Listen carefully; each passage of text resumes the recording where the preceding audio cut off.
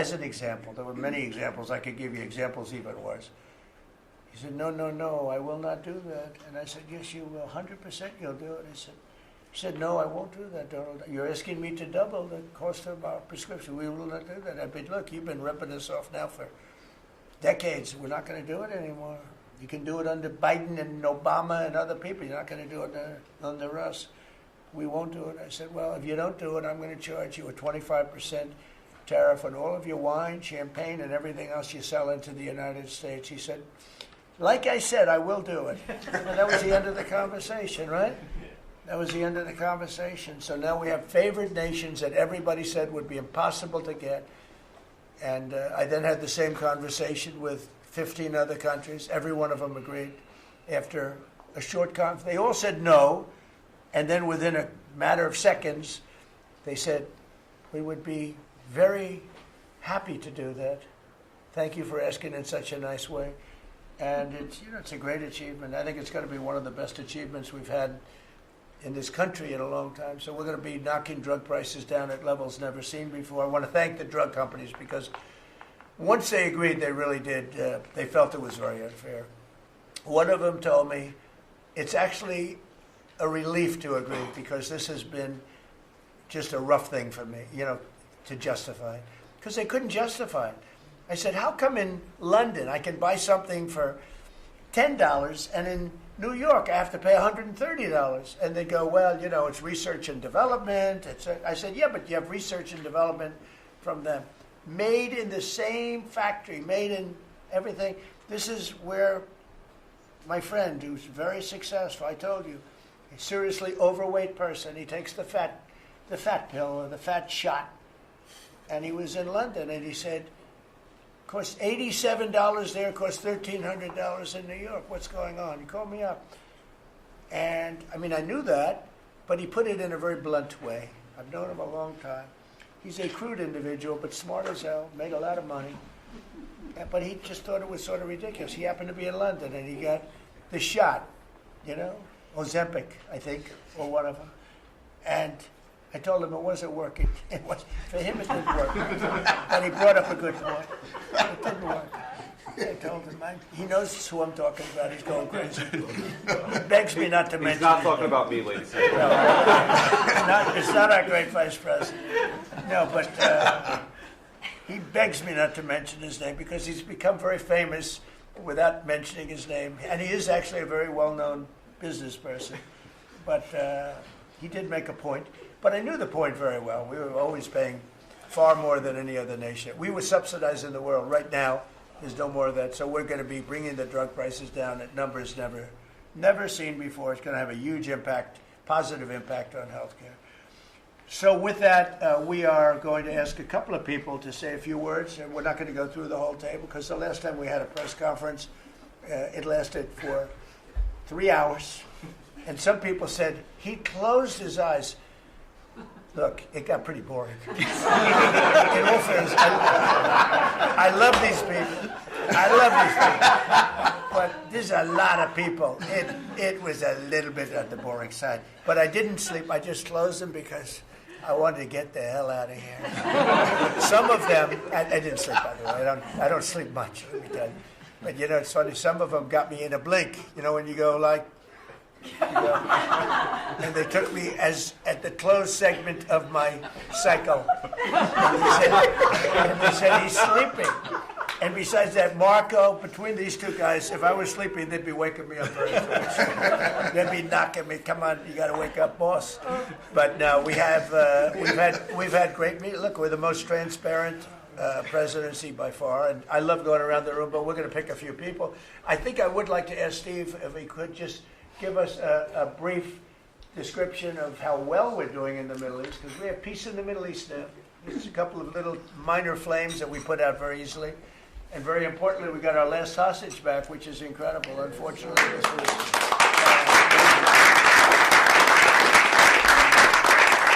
something that nobody said could be done. And I will tell you, Hamas was a big factor in getting all of the hostages back. We were not happy with them, and they had to bring them back. And they found the dead hostages, the bodies of hostages.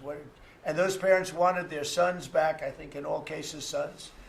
But they wanted their sons and their family. They wanted their sons back as much as the people that had living hostages that we got them back to. So we got the 20, but remember, we got hundreds back previous to that.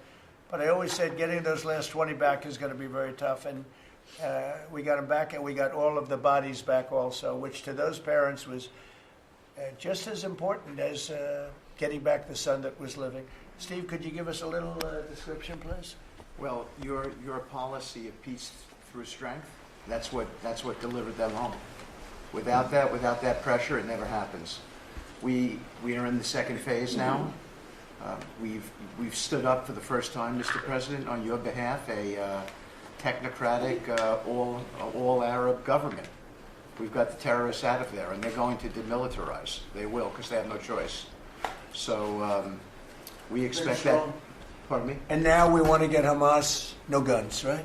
Right. They're going to give it up. They're going to give up the AK-47s. A lot of people said they'll never disarm. Looks like they're going to disarm. And they did help us with those bodies, getting them back. Look, and that family is so grateful to you. They called. I spoke to them. Jared spoke to them. You know, it's an amazing story. He broke his shoulder, but he went out there to because he didn't want his friends to fight alone. He would be alive today, but for that. He had no reason to go out with a broken shoulder, and he went out and fought them courageously. And died. And died. That's right. It's a great story, and the parents are great. They were the only ones who didn't, they came back pretty rapidly, actually, considering we had get some back initially with the initial group. After that, we had to get a lot. That's a tough job. That's a nasty job, too. Who would want that one? That's a nasty job. And between Israel and Hamas working together, if you can believe it, they got them back. And we got the last one back yesterday, and the parents are so happy. It's amazing, actually, how we sent a message to the parents on your behalf, as you suggested, and they were so grateful. I guess grateful to me is a much better word, because it's hard to be happy, but they were actually. I mean, they couldn't believe that they had their baby boy. The mother said, my baby boy back. It's a very terrible thing. Steve, Russia, Ukraine, we're making a lot of progress. Could you explain that? The Ukrainians actually said that we've made more progress since Geneva than they've seen in the last 4 years of that conflict. So we had 5 Russian generals last Sunday in Abu Dhabi with Jared and Dan Driscoll, and we think we made a lot of progress. The talks will continue in about a week, but lots of good things happening between the counterparties discussing the land deal. They're talking together. We have a security protocol agreement that's largely finished, a prosperity agreement that's largely finished, and I think the people of Ukraine are now hopeful and expectant that we're going to deliver a peace deal sometime soon. And because of the cold, extreme cold, they have the same that we do. I personally asked President Putin not to fire on Kiev and the cities and towns for a week during this. It's extraordinary. It's not just like cold. It's extraordinary cold, record-setting cold. Over there too, they're having the same. It's a big pile of bad weather, the worst. But it was really. They said they've never experienced cold like that. And I personally asked President Putin not to fire into Kiev and the various towns for a week. And he agreed to do that. And I have to tell you, it was very nice. A lot of people said, don't waste the coal, you're not going to get that. And he did it, and we're very happy that they did it. That's correct. Because on top of everything else, that's not what they need is missiles coming into their towns and cities. So I just thought I should say it. I thought it was a very good thing. And Ukraine was, almost they didn't believe it, but they were very happy about it because they are struggling badly. I think it shows, Mr. President, how you provide an overarching sort of presence in these negotiations. The Ukrainians never thought it could happen. The Russians are doing things maybe that people wouldn't give them the credit for doing, and I think it always comes down to your indomitable spirit. Mm-hmm. Well, it was a good thing. If you think it's cold over here, they say in Ukraine you can add another 20% to it. It was very cold place anyway, but this was, they see numbers that were so, they'd never seen numbers like that, cold numbers like that. So it was, I thought I should mention it. Could I ask Scott Bessett, we have so many things happening, could I ask you to maybe say a few words, please? Yes, sir. So the one big beautiful bill that was passed on July 4th last year, we're starting to see the effects kick in. You mentioned the great economy. One of the things in the one big beautiful bill, Mr. President, it was an honor to host you, and as you said, the best rapper in the world, Nicki Minaj, at yesterday's Trump Accounts Summit. We've now had 1 million people sign up for Trump accounts just this week. We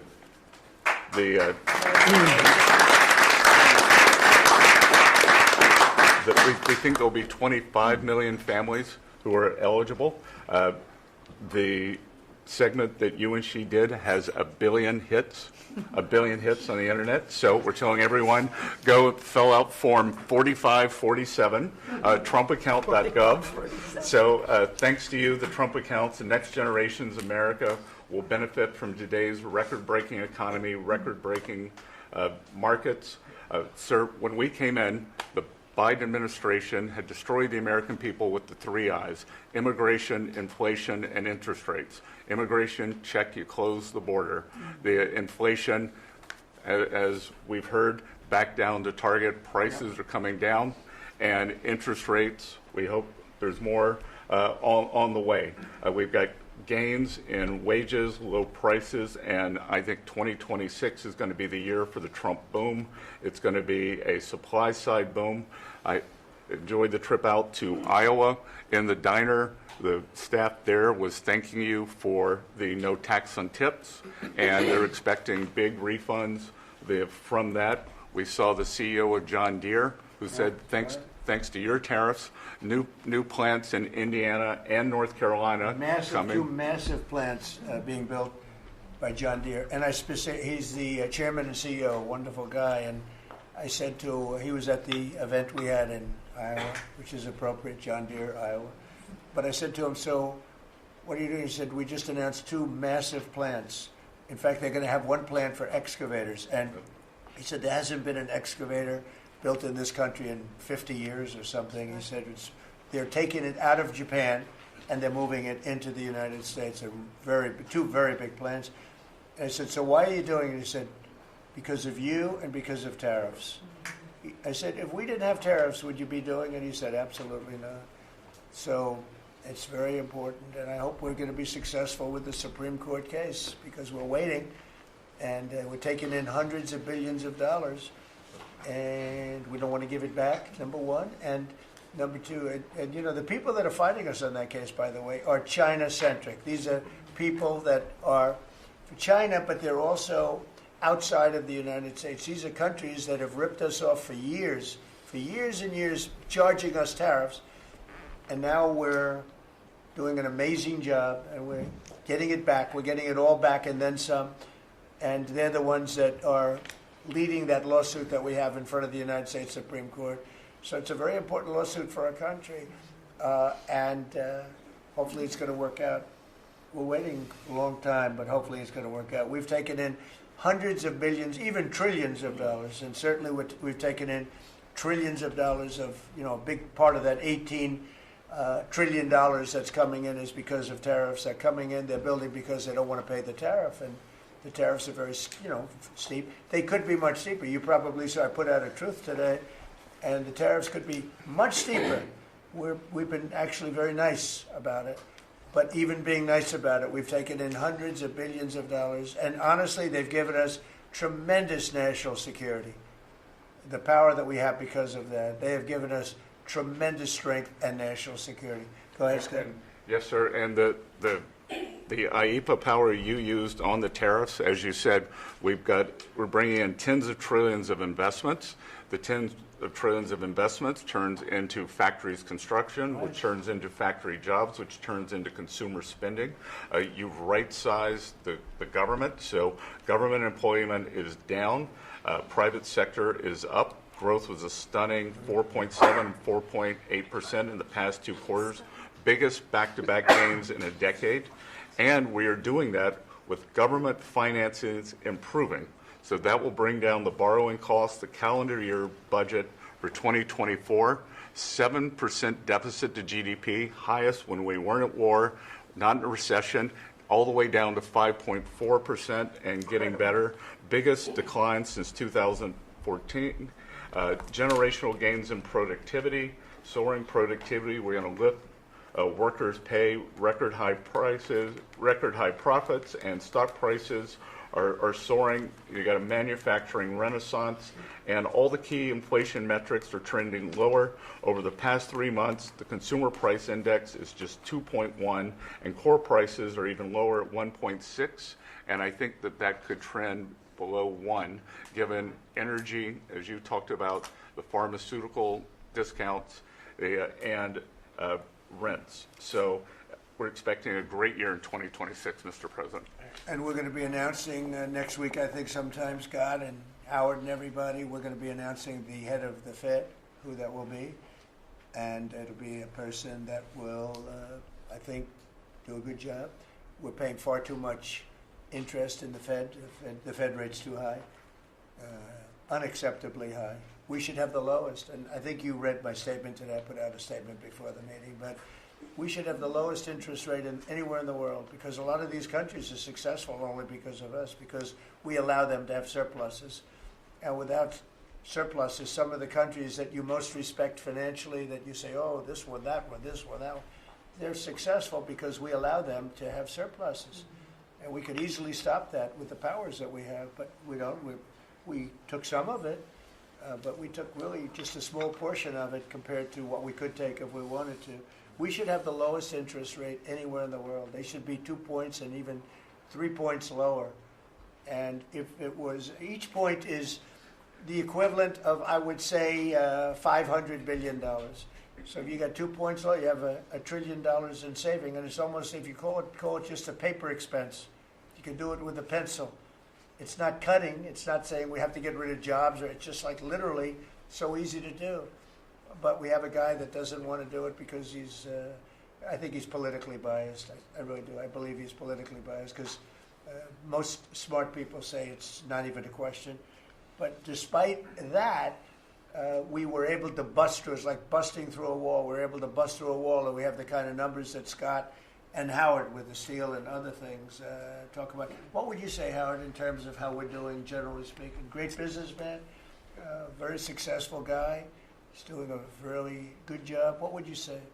Well, no one, before you walked in the door, no one thought our economy could grow 2%. Fourth quarter, with the shutdown, 5.5%, and that means the first quarter, you could see the United States of America, with its $30 trillion economy, grow in the 6% range. And no one thought that was possible.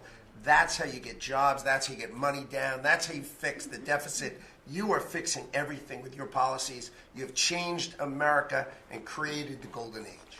Thank you. And with the help of the Fed, because we really, we want help, not hindrance. Why would the Fed hinder? But with the help of the Fed, with the right choice, if we make the right choice, a lot of times you make a choice, you think it's good, and it turns out to be not good. But with the help of the Fed, we could hit numbers that have never been hit before. We could hit 8, 9, 10. There's no reason why not. And, I talk about, if you go back 20 years, 25 years, I'm old enough to remember, when we had good news, when you announced good news, the stock market went up. You announced anything good, the stock market went up. You announced bad, the stock market went up. And that's the way it should be. But now it's, over the last 15 or so years, if you announce good news, that means they're going to raise interest rates because they want to kill it. So you can never really be that successful because you announce all record numbers, great, because they're afraid of inflation. But growth doesn't have to have any impact on inflation. It can make inflation go down in many cases. So, and you've seen that with us. I mean, we're growing at a much faster rate than anybody thought was possible. We have very controllable inflation. With Biden, we were getting killed, and we had the worst inflation in 48 years in history, in the history of our country. And that's with going down. So growth is a great thing. It doesn't mean inflation. And I want to go back to a system where when we announce good news, they say, that's great. We can lower interest rates instead of raise interest rates. And by the way, if inflation comes, we'll take care of it when it comes. But, they're trying to guess it, and they're trying to get it 10 years before in advance. And, we want to make this country greater than ever before, and I think we're doing that. But we want to make it that when we announce great news, everything goes up. If we announce bad news, that happens too. We bring it down, and we control, and we do what we have to do. But we can have numbers in the upside like nobody's ever seen before. I want to ask Bobby to say a few words, if he would, about some of the incredible things that we've been doing in your department with Oz and everybody else. Mr. President, we're in the process of implementing your great health care bill, which is going to increase affordability, drive down costs, and increase the quality of health care for every American. You mentioned MFN, Most Favored Nation. We now have agreements with 16 of the 17 drug companies. And you asked us to do something. Clinton had promised to do this, Biden had promised to do this, Obama, Bush had all promised to do it. None of them succeeded. It was regarded as impossible, and you made it 10 times harder.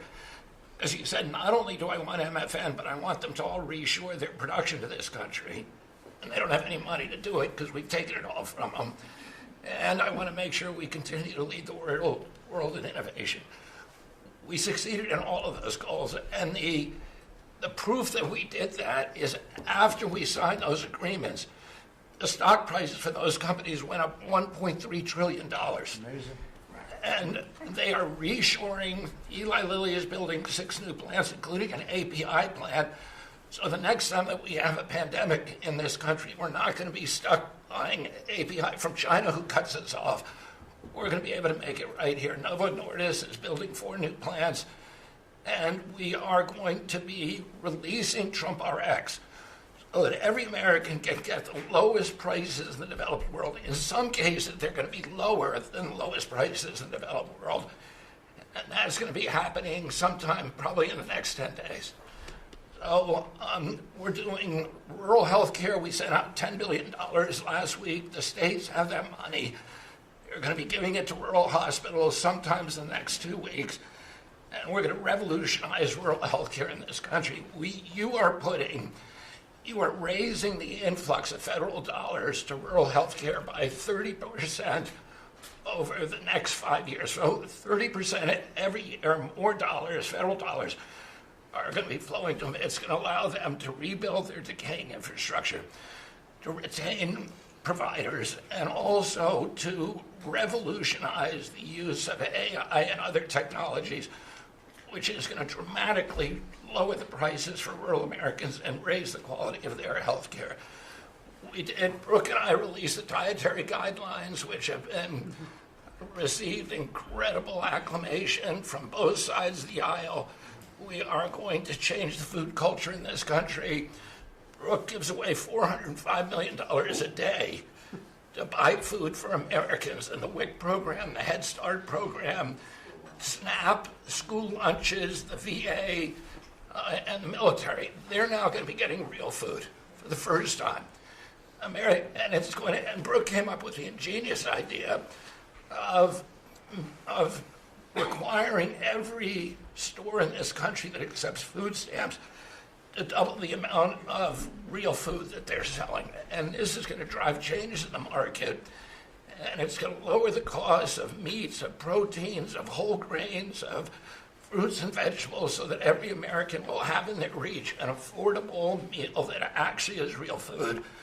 70% of American kids now are, 70% of the diet of American kids is now ultra-processed foods. That's why we're spending $5 trillion in treating chronic disease in this country every year. We are attacking fraud. We have Oz finding hundreds of billions of dollars of Medicaid, Medicare fraud in states like Minnesota and California, and we are clawing back that money. We also accomplished something that every American has promised, which is prior authorization.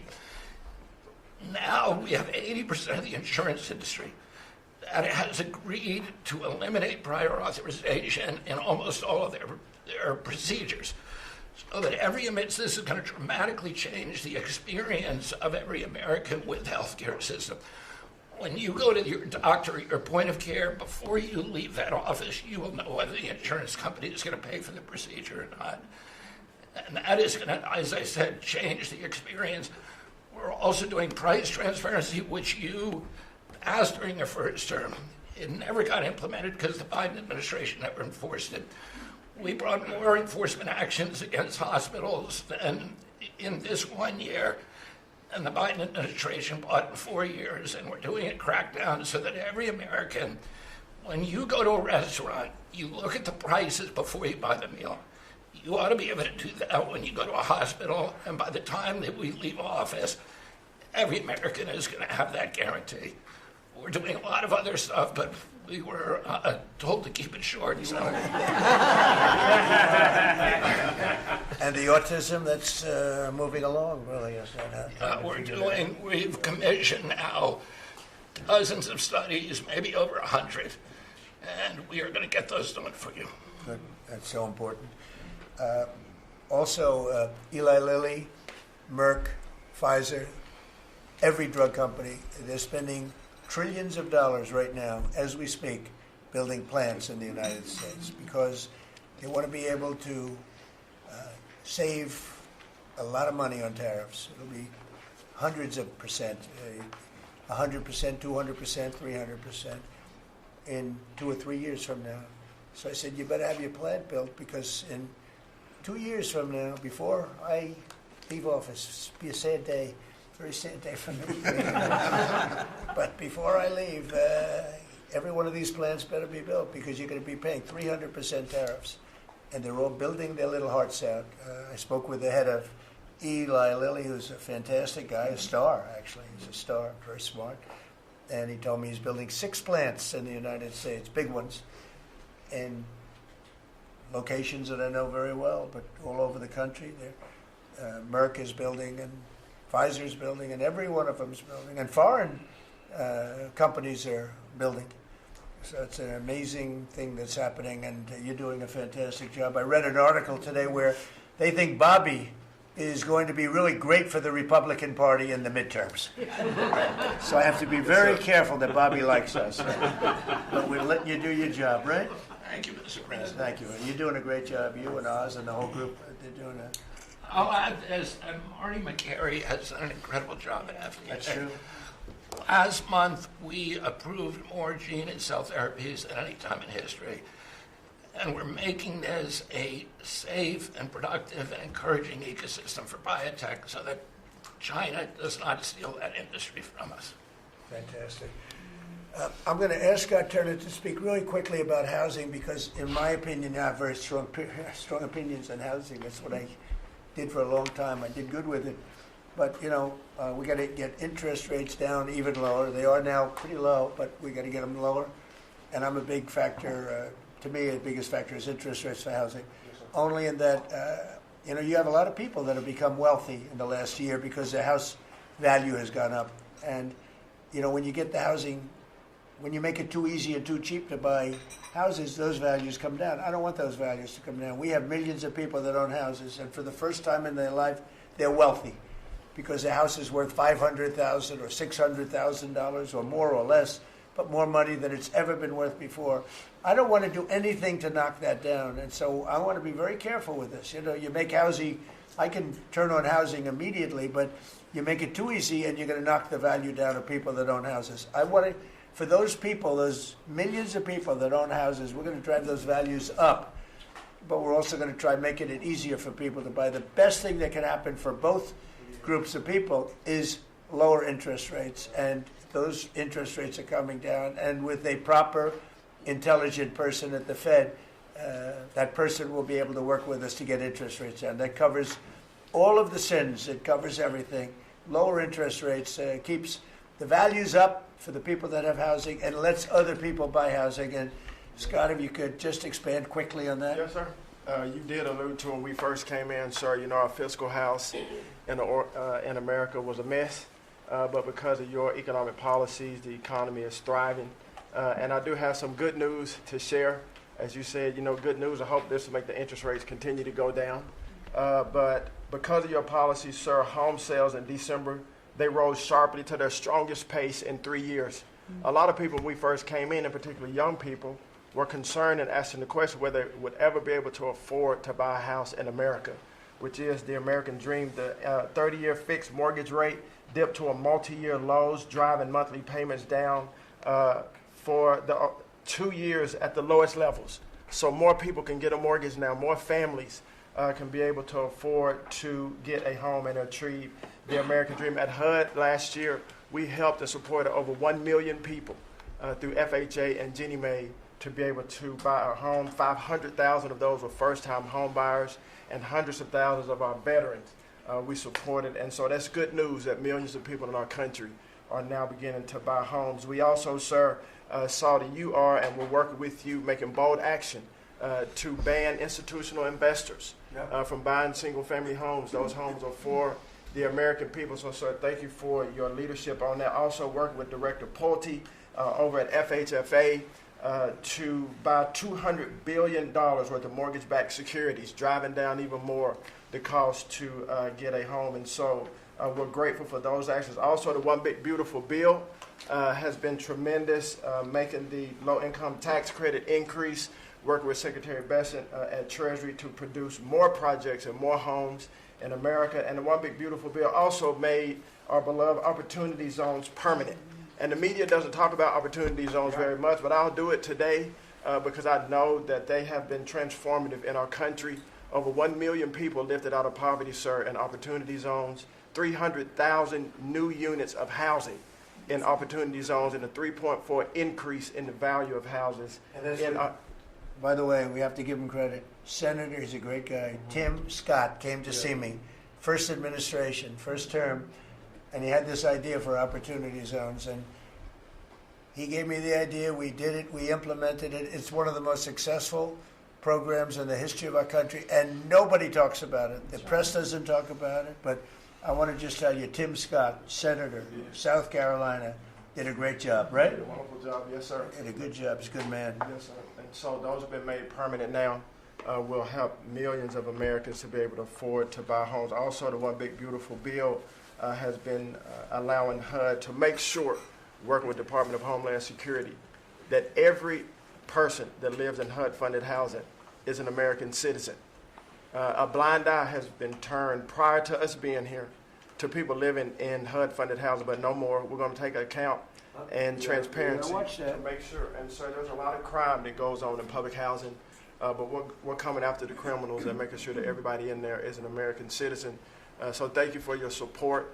We are now have taken possession of our new building in Alexandria, and we're going to save the American taxpayers hundreds of millions of dollars. So, sir, thank you for your support and your leadership. Thank you, Scott. Great job. Appreciate it. One of the things Scott said, though, is, again, existing housing, people that own their homes, we're going to keep them wealthy. We're going to keep those prices up. We're not going to destroy the value of their homes so that somebody that didn't work very hard can buy a home. We're going to make it easier to buy. We're going to get interest rates down. But I want to protect the people that for the first time in their lives feel good about themselves. They feel like they've, that they're wealthy people. And I want them to understand it. There's so much talk about, we're going to drive housing prices down. I don't want to drive housing prices down. I want to drive housing prices up for people that own their homes. And they can be assured that's what's going to happen. Chris, could you say a few words about energy, please? You bet, Mr. President. I can say with confidence that your energy dominance agenda is firing on all cylinders. United States oil production today is greater than Saudi Arabia and Russia combined, the number 2 and number 3 producers. Our natural gas production today is greater than Russia, China, and Iran combined, the 2nd, 3rd, and 4th largest natural gas producers. Huge production in the United States. Secretary Burgum at the Interior Department has taken in more money on oil and gas lease sales in the first year of this administration than the entire 4 years of the Biden administration. And beyond oil and gas, 6 new coal leases under this first year of this administration from the Interior Department, and coal production is growing again in the United States after years of decline. And this beautiful clean coal was the MVP of the huge cold snap we're in right now, I can say with some confidence hundreds of American lives have been saved because of your leaning in and stopping the killing of coal and revitalizing coal. Coal, over the last few days, where we're at peak demand in electricity, has delivered 20 times more electricity than solar and batteries. Think about that, 20 times more. An industry. Because coal doesn't mind very cold weather, right? You're not allowed to say the word coal without proceeding by saying clean, beautiful coal. Clean, beautiful coal. It's not affected by bad weather. Rain, snow, sleet, freezing cold. How does it react under freezing cold weather? It steps up and delivers big time. In fact, what coal did during this storm was deliver massively more electricity than it was delivering a month ago, because we needed far more electricity. Who can step up? The windmills, by the way, are all frozen. You know that they don't turn. The windmills aren't turning. The windmills that these fools paid for. The fool is this country, because the people that have the windmills get massive subsidy. And they make a fortune on windmills that don't even work and they don't produce anywhere near what they should be. And it's the worst, most expensive form of energy there is. And by the way, Europe is destroying itself with the stupid windmills they're putting all over their beautiful areas of most magnificent landscapes in the world. And they're just destroying. Europe better get smart. Between immigration and energy, they're destroying. It's not recognizable. They've got to smarten up before it's too late. Please go ahead. Yeah, in New England, with somewhat European energy policies, at peak demand time, very cold in New England, wind, solar, and batteries that you were just speaking of delivered less than 3% of the electricity needed at peak demand time, and that's when it matters. Because if electricity goes out when it's very cold, people die. Over 200 people died in a smaller cold snap during the Biden administration. This was massively larger geographically. We've had no failure of the electricity grid, no failure of long-distance transmission lines. Local distribution lines have iced up and come down, and we have people from all over the country working to get those back up because people need their lights back on. But your energy policies delivered just a dramatically different outcome for the American people. If we'd continued the Biden-era policies for one more year, continued to shut down coal plants, continued these crazy climate restrictions that wouldn't even let power plants run at maximum demand time, we hadn't liberated all the backup generators that are sitting there. We gave up an emergency approval, So a lot of run those everything. plants that were going to close, coal plants that were modern and good and threw off very little problem, and that were really powerful. You know, by the way, China does most of everything they're doing with coal. Not that we want to copy anybody, but you know, they make the windmills, but they don't have a lot of wind farms. Somebody ought to look at that. How many wind farms do they have? Very, very few. They make them, they sell them, they make a fortune, but they don't use them. So the coal, I mean, I understand they're using it also as a great backup. So you build a plant, but they have it as a backup in case of tragedy, in case of really bad weather, et cetera, et cetera. They actually store coal on the site of other plants so that if they need emergency energy, the coal is always going to be there, whereas other things aren't. Is that correct? Exactly. Coal just stepped up here to 25% of our electricity during this high demand time. Natural gas, coal, and nuclear, they are what run the American electricity grid. The others are ornaments and often expensive And you ornaments. stopped plants from being demolished, right? 17 gigawatts of coal generation plants were slated to close last year that were stopped from being closure by this And if administration. they were closed, we would be really tight on energy. We would have had significant blackouts at these peak cold times, and extrapolating from the last storm during the Biden administration, I think at least hundreds of deaths. Because in the South, a lot of heating is done with electricity generation. If those grids go down, people die. So these, and when you're going back to the Working Families Tax Cut Act, or the One Big Beautiful Bill, that got rid of $500 billion of subsidies, energy subsidies, that do nothing but make energy more expensive and less reliable. And under this administration, we've spent massively less on energy, and we've delivered massively more on energy. And when you have more energy of lower prices. It's a fantastic job. You and Doug. Doug said, you got to get this guy Doug. You got to get this guy Chris right. and get him as soon as you can. I said, but I want you to run energy. He said, well, I'm good at it, but he's better, right? Didn't you tell me that? So I gave him the land, I gave you the energy, right? And it's a great combination. I mean, they literally have, I said, maybe we'll merge it in some way. They said, we don't have to. We get along. They work together, right, with the land. He's got the land and the energy. He's got the knowledge to take it out. It's been a good combination. This administration, the whole administration, and your leadership has been very focused on energy because we can push down energy prices, we can lower costs on Americans, and we can raise wages by bringing jobs and opportunities here. It is a transformation of American energy. Thanks for your leadership. He's one of the most respected people in the energy world. And Doug told me about Chris Wright. They said, if you could get him, what he gave up to do this job, you're making a little less money, but that's all right. You don't care. What you're doing is fantastic. But he said he's the best in the world. Other people have told me that. The heads of the biggest companies have told me that. And it's really panning out to be so. We appreciate it very much. It's great. One of the things we're doing with energy, I think that's so important. We have an old grid, been around a long time, and not really, can't be much expanded. It can be fixed up a little bit, but can't be much expanded. And we have some plants that are so big that the grid would never be able to hold it. We're allowing them to build a electric producing plant, mostly electric, but they can use nuclear to do it, they can use oil and gas, they can use coal, they can use whatever they want. I think many are choosing oil and gas because it's there, it's tried, it's true, it's plentiful, it's inexpensive. Some are going nuclear, some are going both. Many are going all three. But the plants, you read, well, how do we ever fire those plants? Because to do this, we need 2 times the electricity we produce in 1 year for the entire country, which is almost hard to believe. These buildings are so big. They're going up now. So I did something that nobody thought was possible also. When they build their building, they build their own electric generating plants. And we are seeing some of the most incredible designs you've ever seen. So we don't need the grid. I read an article in the Wall Street Journal saying, oh, we're falling behind China. We're not actually. We're leading everybody because I'm letting them build. The government would never be able to do that. Now, China's a different kind. They build, they do things that you got to hand it to them.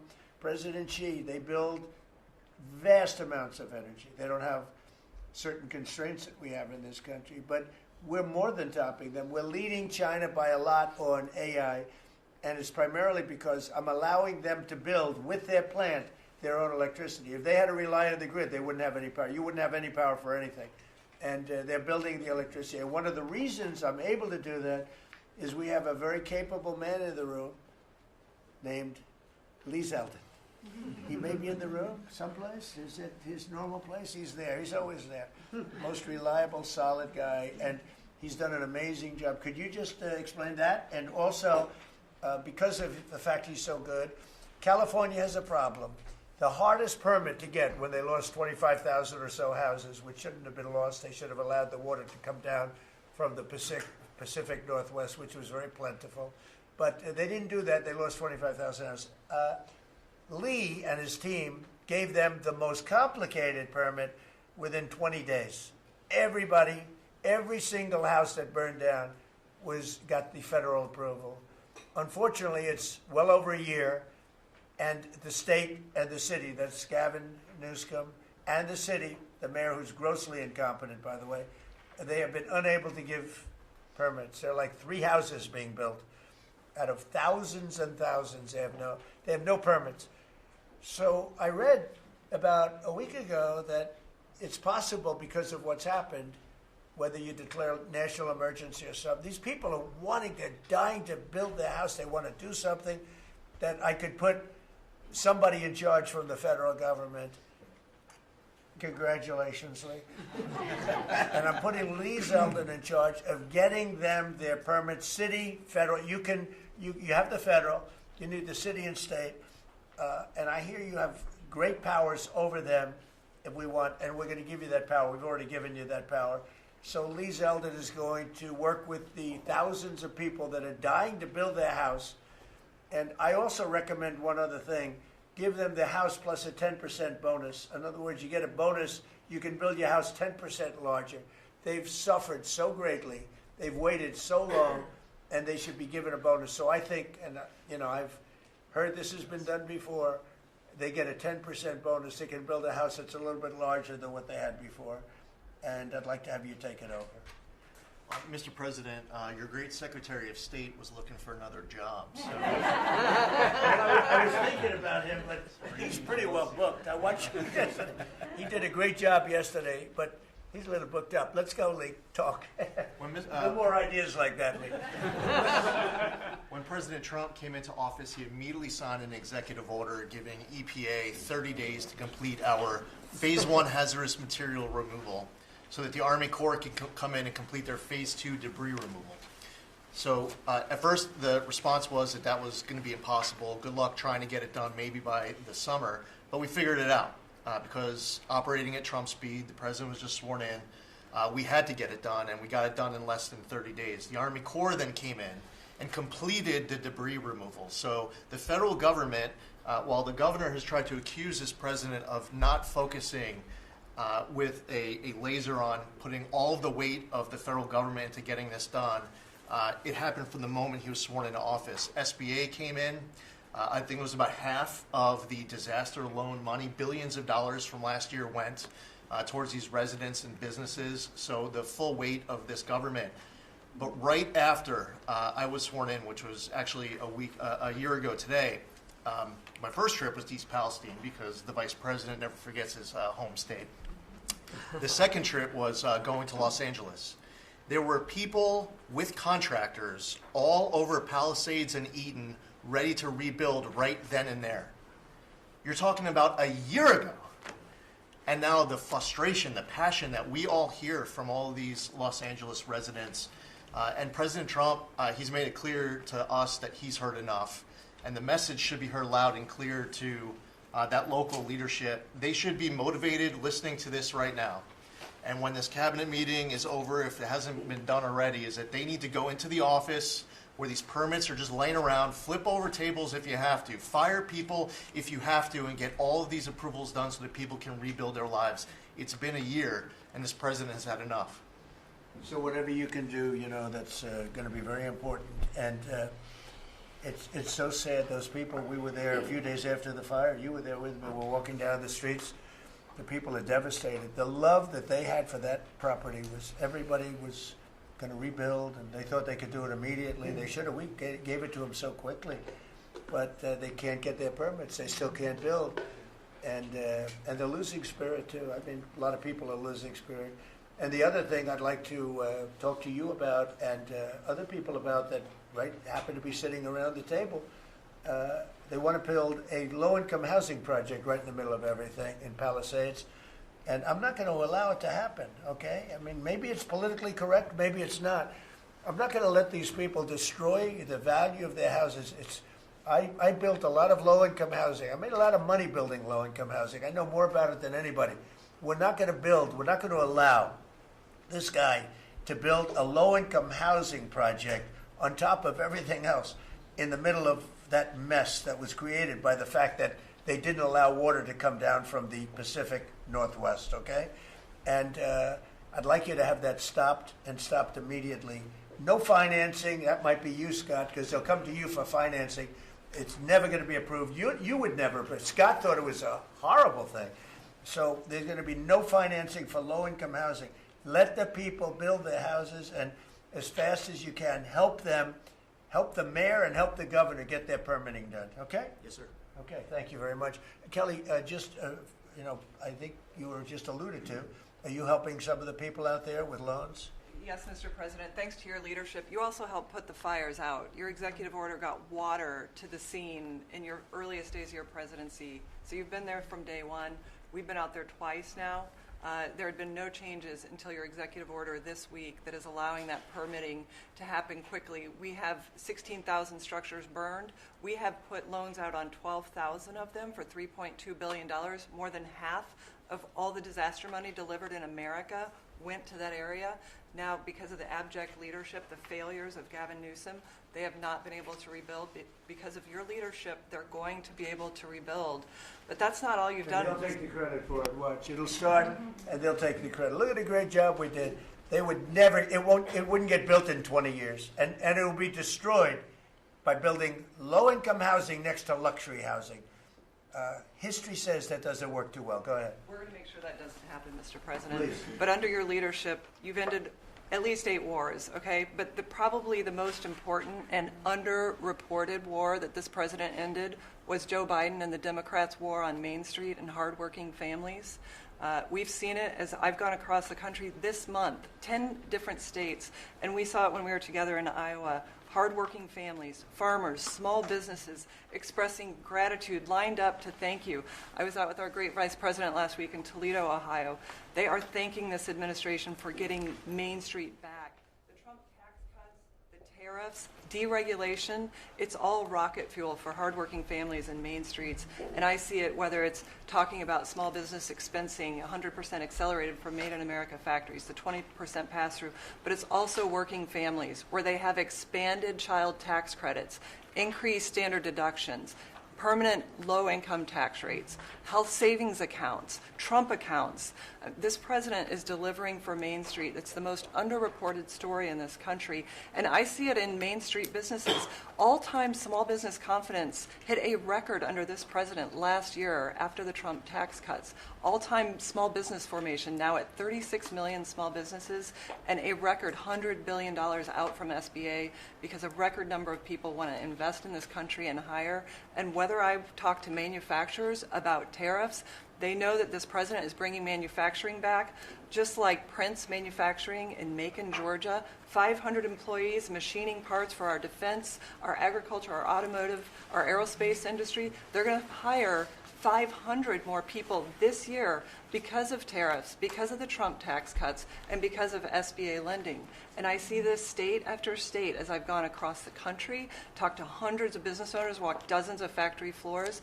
This is not being covered, but it's going on in America. The number one problem is they need skilled workers. And this is something I'm working on with Secretary Chavez-Jurimer. I'm working across the administration to ensure that we empower our small businesses. 98% of our manufacturers meet the small business definition. So Ford has 5,000 small manufacturing suppliers. The $18 trillion you brought in is creating an economic boom like none we've ever seen before. We are going to have 7% GDP growth. GDP now is probably underestimating where it is in 4Q, but with interest rates going down, with regulation going down, these are all taxes on small businesses, and those are going away. And thanks to President Trump, your leadership, we are seeing Main Street boom. Hardworking families have $1,000 already in their pockets, and when they get their $1,000 refund tax, I hope they all remember that every Democrat voted against them getting their tax refunds, because this is what our administration is doing, is powering your incredible economic agenda forward on Main Street. Thank you very much. Great job. I do want to say that on my left, I have a man who's doing a fantastic job, and on my right also, by the way. But we're spending a tremendous amount of time and effort on building our military. We largely rebuilt the military during my first term, fortunately, and we're greatly enhancing it now. We're going to be doing something new. We're bringing back the battleship, and I thought, like you remember the battleships from the great Iowa and Alabama, Missouri, those unbelievable scenes that you see, Victory at Sea. You'd see these incredible ships, and I thought they were powerful, but the battleships that we're building are going to be 100 times more powerful than those beautiful works of art. I mean, they were magnificent, all steel. We have the steel now, and we're going to be doing that as an enhancement, but our military is very, very strong. You may want to say something about the large fleet of ships that's heading over to the Middle East. Well, Mr. President, you had to, like so many other cabinet members have referenced, rebuild the perception of America. And at the Department of War, that meant reestablishing deterrence.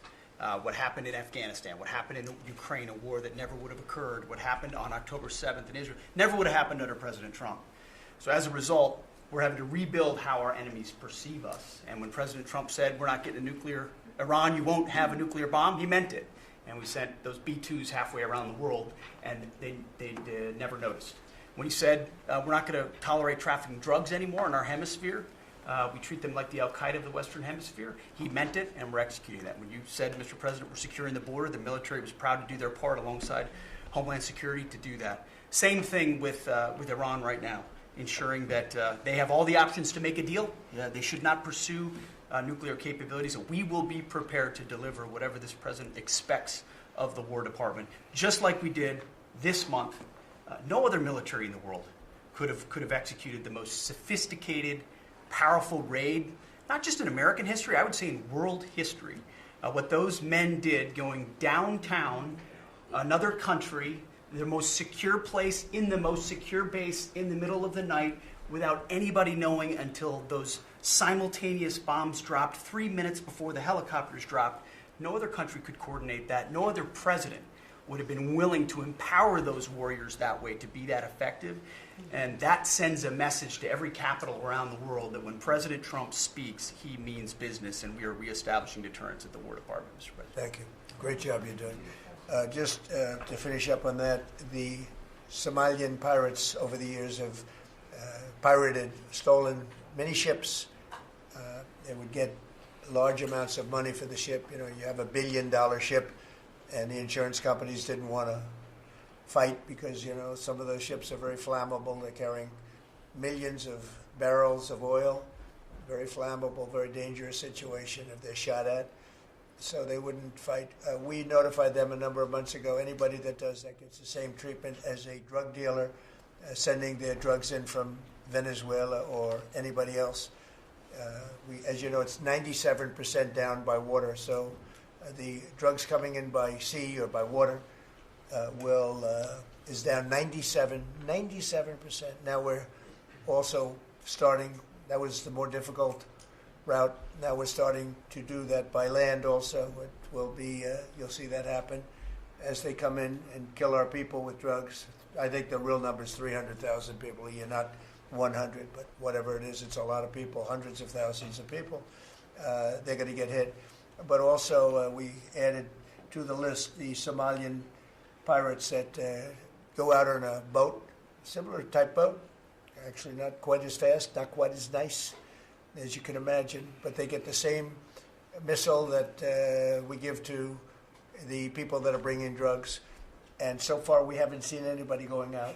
So the traffic is not being interfered with by people pirating our ships. Not our ships, ships all over the world. I said, make it for any country. We're doing the rest of the world a favor. It's a very effective favor, but we see very little pirating nowadays. You used to have ships being taken every single, like 2 or 3 a week, these massive ships that be brought in to some place in Somalia, which I don't even know is it a country. We have Ilhan Omar left, and then she gives us lectures on the Constitution of the United States. These people are, what they've done to rip off our country is terrible, but the pirating has essentially stopped. They know that if anybody even makes a move toward a ship, they get the ultimate treatment. They will go to wherever they want to go, but it's probably not going to be to heaven. I can't imagine, but they get hit very hard, just like a drug dealer, just like the boats, the ships that are coming in. Every boat that comes in with drugs on it that we take out, we just saved 25,000 American lives. Each boat is the equivalent of saving 25,000 American, mostly American, but American lives. So I just wanted to let you know that, and Pete's been totally authorized to do that. And they know it's going to happen, and it seems that all of that brisk business that they had has been stopped in its right in its foot. So I just want to thank everybody for being here. My cabinet has been amazing. I like this much better than going around for 3 hours. We'll pick on other ones. Pam, you're doing great. We're all doing great. JD, if you'd like to say something, you can. Would you like to really quickly? He is, after all, the Vice President of the United States. It's okay, sir. I'm here for the free coffee. I just say it's an honor to serve with this group, and we're doing a lot of good for the American people. We're very proud of it. Yeah, we're very proud of the country. We're very proud of you. Thank you very much, everybody. Thank you.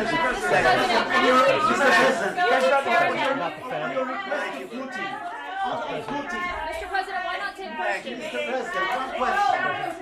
Mr. President, On your request, thank thank you very Why much. not take guys? Thank you. Mr. President. Let's go. Start moving. Thank you, Price.